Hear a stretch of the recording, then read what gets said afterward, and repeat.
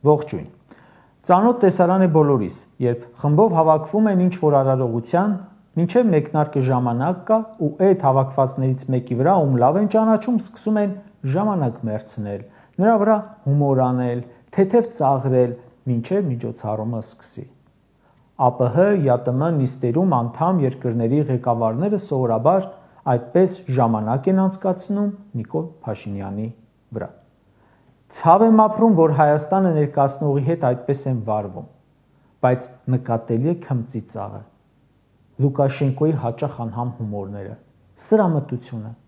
Այսօր արձանագրվեց Տաջիկստանում ԱՊՀ պետությունների ղեկավարների խորհրդի նիստից առաջ, իսկ նիստի ժամանակ նկատելի էին քմծիծաղող դեմքեր Նիկոլի ռուսերեն տեքստ կարդալու ժամանակ։ Սա ձևական կողմ էր։ Բովանդակային մասով նվաստացում է, երբ Ադրբեջանի նախագահը Փաշինյանի ներկայությամբ ԱՊՀ երկրների ղեկավարների ներկայությամբ խոսում է այսպես կոչված օկուպացիայից Բերձոր ազատագրելու մասին եւ ԱՊՀ պետությունների ղեկավարներին խնդրում աջակցել Լաչինը 2025-ին ԱՊՀ մշակութային քաղաք հռչակելուն։ Այդ պետությունների ղեկավարների մոտ կրկին ասում է, որ քեզ հաղթել է ու ասում է, որ քեզնից խլած քաղաքը մշակութային քաղաք կհռչակի։ Մեռնելիք է։ Նիկոլը Շուշին դժբախտ ու դժգույն էր համարում։ Իսկ Ալիևի համար Լաչինը մշակութային քաղաք է։ Լաչինի ամեն մետրում հայկական հուշարձան կա։ Բոլորը ոչնչացրել է ու հիմա ասում է ադրբեջանական հնագույն քաղաք է։ ԱՊՀ մասնակից պետությունների ղեկավարների խորհրդի հերթական նիստին Նիկոլի ելույթը Վաշինգտոնյան պայմանավորվածության մասին էր։ Վերընթերցեց նախաստորագրած այսպես կոչված խաղաղության պայմանագիրը ու ստորագրված այսպես կոչված Զանգեզուրի միջանցքի դրույթները։ Խոսեց Նախիջևանից Ադրբեջան անխոչնդոտ անցնելու մասին։ Մոտ 10 անգամ ելույթում հիշատակեց Ալմաթայի հռչակագիր տերմինը։ Հատկապես այս մասը իրոք ծիծաղելի էր։ ԱՊՀ անդամ երկրների մեծ մասը իրար հետ ունեն սահմանային, տարածքային վեճեր, բայց ոչ մեկը այդ վեճերը լուծելու համար հղում չի անում այդ հռչակագրին։ Բոլորն են հասկանում, որ դա այսօր որևէ նշանակություն չունեցող թուղթ է։ Տաջիկստանն ու Ղրղըզստանը երբեք չեն խոսել այդ փաստաթղթի մասին սահմանային վեճերը լուծելու համար։ Ռուսաստանն ու ԱՊՀ նախկին անդամ Վրաստանը երբեք չեն հղում արել այդ Ալմաթայի հռչակագրին, ոչ էլ Ռուսաստանն ու Ուկրաինան։ Եվ հիմա, երբ սա ԱՊՀ անդամ պետությունների ղեկավարների ներկայությամբ խոսում է մի փաստաթղթի կարևորությունից, որը մյուսների համար զրոյական նշանակություն ունի, ծիծաղի առարկա է դառնում։ Ինքը իրեն է ներկայացնում հարիվ։ Նիկոլ Փաշինյանը իր պարտությունը հիմնավորելու համար ինչի ասես հղում կանի, առանց վախենալու ծաղրվելուց։ Օրինակ, ինչու էր կարդում հատվածաբար ներկայացնում Վաշինգտոնյան փաստաթղթի տեքստը։ Դա հրապարակված է, բոլորը ծանոթացել են, վերընթերցել իմաստը որն էր։ Տպավորություն էր, որ խաղաղություն, տարածքային ամբողջականություն բառերը անընդհատ կրկնելով իրեն հույս էր տալիս։ Հերթական անգամ կամ Ալիևին էր լսեցնում, թե չես հարձակվելու, չէ, ստորագրել ենք։ Ալիևը ելույթում այդ փաստաթղթերից չխոսեց, իր համար էլ ուրեմն նշանակություն չունեն։ Եթե արդեն խաղաղություն են հաստատել, ինչու է Փաշինյանն անընդհատ շեշտում, թե խաղաղություն է, ուրեմն կասկածում է, չէ՞։ Եվ ճիշտ է անում, որ կասկածում է, որովհետև խաղաղության հոտը չի գալիս եւ ոչ մի տեղից։ Չենք հավատում, ու 2 օր առաջ էլ կատարվեցին բաներ, որոնք դարձյալ ստիպում են չհավատալ։ Նիկոլի խոսնակն ասում է, Նիկոլն ու Ալիևը Կոպենհագենում հոկտեմբերի 2-ին քննարկել են Զանգեզուրի միջանցք արտահայտության կիրառման խնդիրը։ Դրանից 4 օր հետո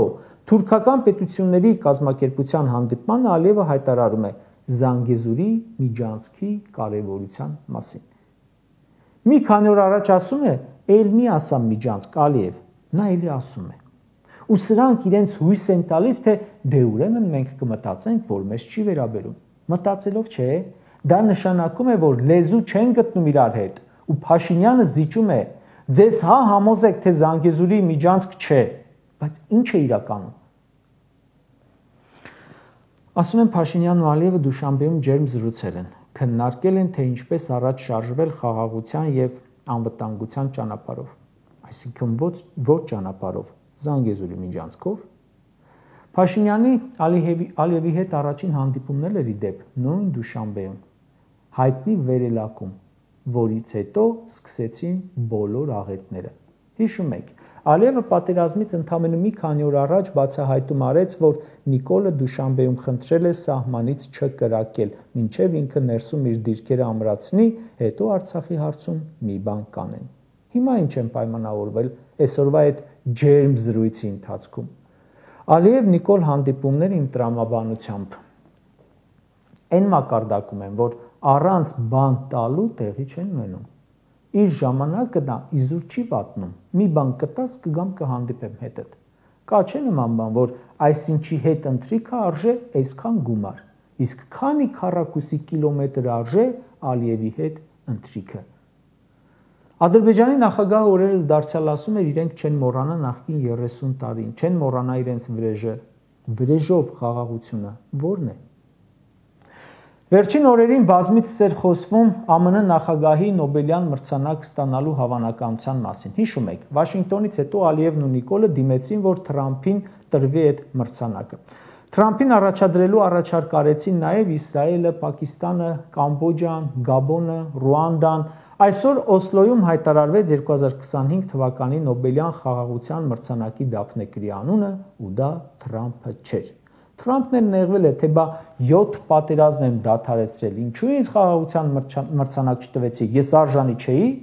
իսկ որ պատերազմն է իրոք լիարժեք դադարեցրել, որտեղ է խաղաղություն, Ռուսաստանի ու Ուկրաինայի միջև, Իրանի ու Իսրայելի միջև, Իսրայելի ու Պաղեստինի միջև, թե Հայաստանի ու Ադրբեջանի։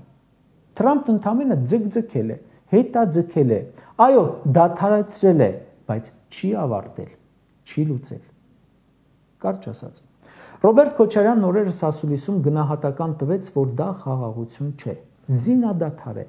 Այդ զինադադարը կախված է մեկ մարդու Ալիևի ցանկությունից, տրամադրությունից։ Չի կարող ամեն ժամ զինվող Ադրբեջանի ու չզինվող Հայաստանի միջև լինել խաղաղություն, մանավանդ եթե չկա գերտերություն, որը կերաշխավորի այդ խաղաղությունը։ Այսօր երաշխավոր չկա, Ադրբեջանն անընդհատ զինվում է ու սպառնալով նախապայմաններ, պահանջներ դնում ու ստանում։ Այսօր բողոքի ակցիա էր Երևանում, գլխավոր դատախազության դիմաց։ Տիկին Մարիամը, ում որդին զոհվել է պատերազմում, թոռը անհետ կորել է, մյուս որդուն կալանավորել են իշխանությունից պատասխան պահանջելու համար, ասում է. ընկել եմ Թումանյանի կկվի օրը, ձագերիս հա տանում են։ Նիկոլի խաղաղությունը այդ ծեր կնոջ 3 ձագերին տարել է, մեկին եռաբլուր, մյուսին անհայտ, երրորդին բանտ։ Էս է ձեր խաղաղությունը։